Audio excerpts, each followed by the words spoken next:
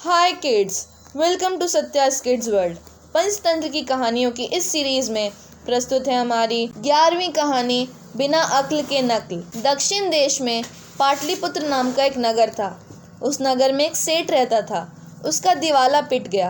कहा तो उसने वैभव के दिन देखे थे और कहाँ दुर्दिन का यह दौर। जहाँ नौकर चाकर उसके सामने हाथ बांधे खड़े रहते थे, वहाँ अब उसे दूसरे के ताने सुनने पड़ते थे। तकाजे करने वालों के सामने हाथ जोड़कर खड़ा होना पड़ता था। अपनी इस अपमान भरी जिंदगी से वह तंग आ चुका था। उसके दुख को या तो वह समझ सकता था या वह ऊपर वाला जिसने उसे ये दिन दिखाए थे।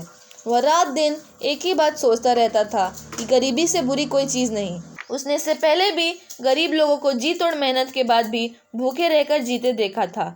तब यह बात उसकी समझ में नहीं आई थी, अब समझ में आने लगी थी। उसने ग्लानि से भरकर कहा, मान हो या दर्प, विज्ञान हो या सुबुद्धि, आदमी के गरीब होते ही सब नष्ट हो जाता है।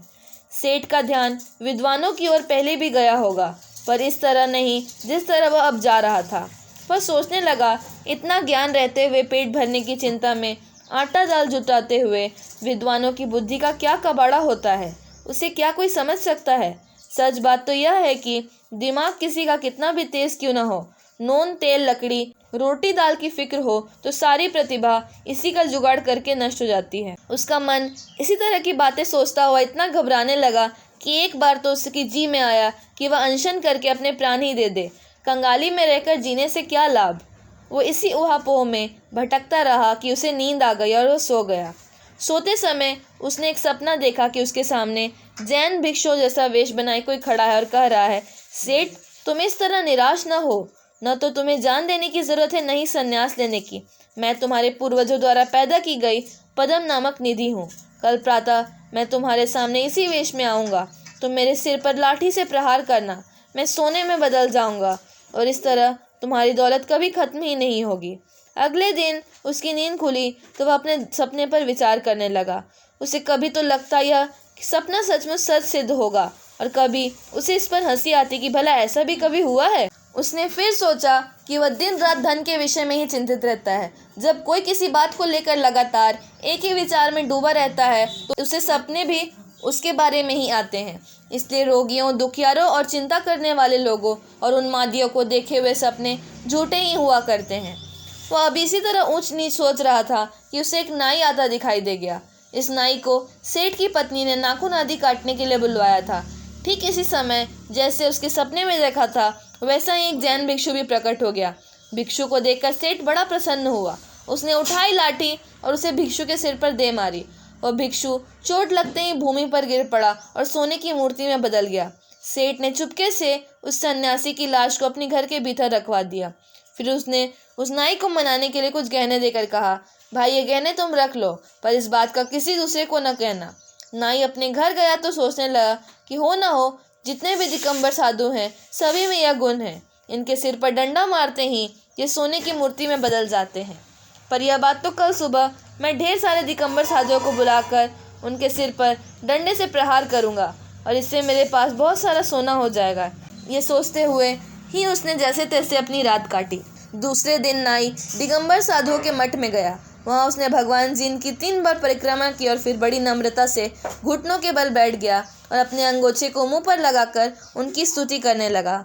स्तुति करने के बाद वह प्रधान भिक्षु के पास गया और उनके सामने भी उसी तरह घुटने के बल बैठ गया और नम्रता से बोला, आपको नमस्कार, मैं आपकी वंदना करता हूँ। प्रधान भिक्षु ने नाई को आशीर्वाद देते हुए कहा, तुम्हारे धर्म और भावना बढ़े। फिर उन्होंने जो माला पहन रखी थी वह निकाल कर उसे दे दी और समझाने लगे कि उसे व्रत और उपवास नियम से करते रहना चाहिए।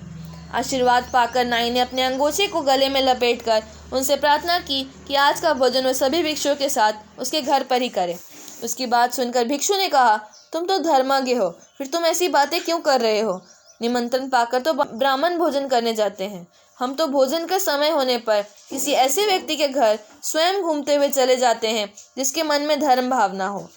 जब वह बहुत आग्रह करता है तो उससे हम केवल उतना ही अन्न ग्रहण कर लेते हैं जिससे जीवन की रक्षा हो सके। तुम चुपचाप यहाँ से चले जाओ और आगे कभी इस तरह की बात न करना। नाई ने कहा, हम तो आपके नियमों को जानते हैं, पर आप लोगों को तो बहुत से लोग अपने यहाँ बुलाते रहते हैं। मैंने तो अपने घर में ग्रंथ बांधने के लिए बहुत कीमती कपड़े जुटा रखे हैं। ग्रंथ लिखवाने के लिए, लेखक के देने के लिए धन भी जुटा रखा है। आपको यदि यह ठीक लगे तो कृपा करके मेरे यहाँ पधारें। यह कहकर नाई अपने घर चला गया। उसने खैर की लकड़ी की एक लाठी तैयार की और 1.5 पहर दिन चढ़ जाने पर घर के दोनों किवाड़ बंद करके फिर मठ के द्वार पर पहुंच गया। जब भिक्षु भिक्षा के लिए बाहर निकलने लगे तो उनको बहुत मेहनत करने पर वो अपने घर ले गया। भिक्षुओं को भी यह सोचकर कुछ लोभ आ गया कि उसने अपने घर पर वस्त्र और पैसों का भी जुगाड़ कर रखा था। केवल वे ही श्रावक उसके साथ नहीं गए जो नियम के पक्के थे। नाई ने भिक्षुओं को घर के भीतर ले जाकर दरवाज़ा बंद कर लिया। अब वो लाठी उठाकर उनके सिर पर प्रहार करने लगा। उसकी लाठी की चोट से कुछ के तो सर फट गए, 1-2 मर गए, बाकी भागते हुए ज़ोर ज़ोर से चिल्लाने लगे। उन्होंने इतना शोर मचाया कि उनकी आवाज़ नगर के कोतवाल के कानों में भी पड़ गई। कोतवाल ने तुरंत सिपाहियों को हुक्म दिया, जल्दी दौड़ो, देखो क्या शोर मच रहा है, इस नगर पर क्या आपदा आ गई। सिपाही दौड़ते भागते घटनास्थल पर पहुंचे। देखा तो हैरान रह गए।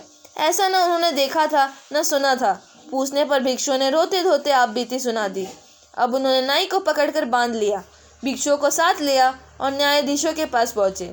न्यायाधीशों ने नाई से पूछा, नाई, तुमने इतना बड़ा कुकर्म क्यों किया? नाई ने कहा, मैं क्या करता, मैंने तो सेठ मणिभद्र के यहाँ इसी तरह की घटना घटती देखी थी।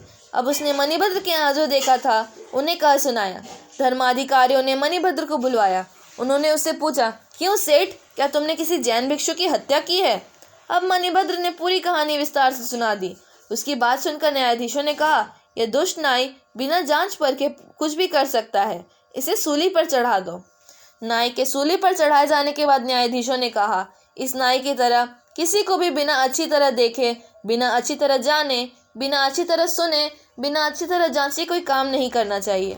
फिर उन्होंने कहा, कोई भी काम क्यों ना हो, उसे बिना जांचे नहीं करना चाहिए। कुछ करने से पहले अच्छी तरह जांच परख कर लेनी चाहिए, नहीं तो आदमी को बाद में पछतावा होता है। तो बच्चों, कैसे लगी आपको ये कहानी? ऐसी ही अन्य कहानियों के लिए हमारे चैनल को सब्सक्राइब करें। वीडियो अच्छी लगी हो तो उसे लाइक करें, शेयर करें। Thanks for watching.